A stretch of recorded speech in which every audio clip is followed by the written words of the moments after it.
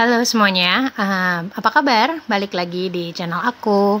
Kali ini aku mau cerita-cerita sih ya, cerita-cerita bagaimana awalnya aku memulai budgeting, dari yang tadinya budgetingnya cuma nyatet pengeluaran dan pemasukan aja, jadi budgetingnya secara detail kayak sekarang nih, yang udah aku rutin 6 bulan aku lakukan, alhamdulillah di tahun 2022 ini. Tapi ini aku bukan bermaksud untuk menggurui ya, aku cuma sharing-sharing aja, tahapan-tahapan apa yang biasanya aku lakukan gitu ketika aku menerima gaji dari Pak suami ya. Kebetulan di sini yang bekerja Pak suami dan aku di rumah, tapi aku ada usaha sampingan seperti berjualan kerajinan tangan gitu. Sama aku juga jadi Shopee affiliate ya, meskipun keuntungannya belum besar apa gimana, tapi lumayan untuk tambah-tambah uang jajan untuk diri sendiri kadang atau nambahin kebutuhan rumah yang lainnya. Jadi biasanya dulu tuh ya, ketika awal-awal aku belajar budgeting itu tahun 2016, 2015 deh. Aku pertama kali keterima kerja, terus aku udah mulai tuh pos-posin. Tapi dulu aku pakainya tekniknya itu yang persentase. Jadi yang 50% untuk kebutuhan, untuk saving, lalu untuk playing gitu-gitu.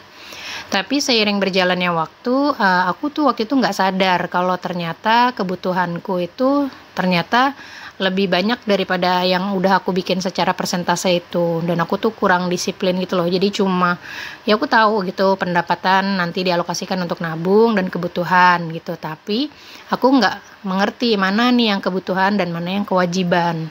Jadi ketika waktu masih kerja, waktu masih punya gaji, jadi hilang aja gitu uang gaji aku gitu, cuma bisa nabung terus habis itu terpakai gitu.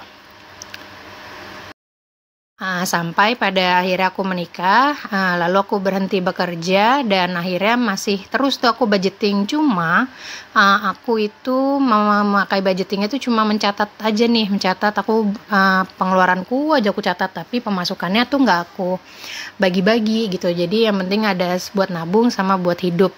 Dan saat itu waktu itu kami menggunakan kartu kredit ya, dan itu bahaya banget sih gitu untuk aku yang self controlnya saat itu masih kurang gitu ya. Jadi terjebaklah kami dalam jebakan kartu kredit. Jadi misalnya uang di pertengahan bulan itu udah habis, ternyata ya udah pakai kartu kredit aja, udah gitu bayar minimum lagi.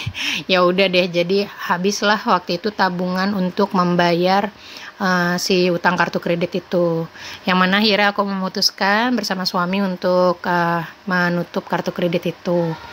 Ya udah, singkat cerita aku mulai belajar nih apa ya yang salah gitu dari budgetingku. Ternyata aku rutin dulu nih menulis jurnal dan segala macam, lalu berpikir lagi kenapa aku kok suka impulsif gitu kalau dalam menghabiskan keuangan suami gitu ya atau keuanganku gitu, padahal untuk kebutuhan rumah sih, tapi kok aku belanjanya banyak banget ya, yang akhirnya jadi mubazir. Nah, alhamdulillah waktu akhir tahun kemarin 2021 aku tuh nemu satu video YouTube gitu, soal budgeting tapi ala ibu rumah tangga, yang mana aku berpikir oh ternyata ada ya budgeting bentuknya kayak gini, karena aku pikir tuh selama ini cuma bentuknya persentase, jadi aku nggak pernah menamai pengeluaranku satu persatu gitu. Jadi aku juga nggak pakai dompet yang secara terpisah, jadi semuanya aku masukin dalam satu dompet, lalu sisanya aku tabungin.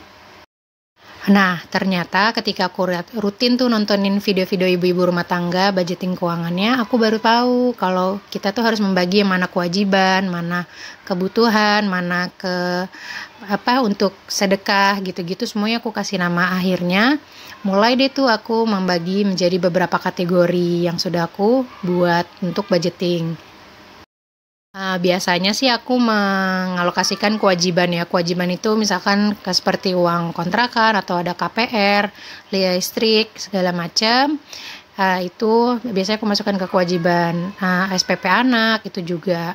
Terus dan pajak tahunan atau pengeluaran tahunan lainnya. Lalu aku ada kebutuhan hidup seperti belanja mingguan, belanja bulanan, kebutuhan anak, kebutuhan istri, dana susu dan popok begitu, itu aku masukkan ke kehidupan. Lalu aku juga ada post giving, itu biasanya untuk sedekah, untuk kasih orang tua dan mertua atau keluarga, dan post hadiah ataupun sosial gitu ya.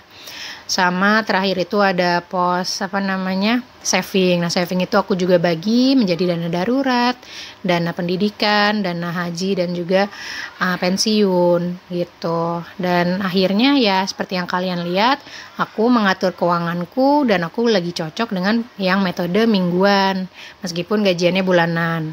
Tapi semuanya ada yang pengeluaran itu bulanan. Yang aku atur mingguan itu ya seperti uang jajan istri, uang jajan anak, atau keperluan hiburan main gitu ya. Gitu deh jadinya, singkat cerita. Jadi kalau kalian mau budgeting sekarang, mulai dari sekarang aja, jangan ditunda-tunda lagi. Aku udah merasakan banget, alhamdulillah, manfaat dari budgeting ini. Mau gaji berapapun, insya Allah kalau kita bisa mengelolanya, kita akan merasa cukup untuk membiayai kebutuhan hidup kita. Oke, terima kasih sudah menonton videoku. Jangan lupa like, komen, dan subscribe. Sampai jumpa di video berikutnya. Bye-bye.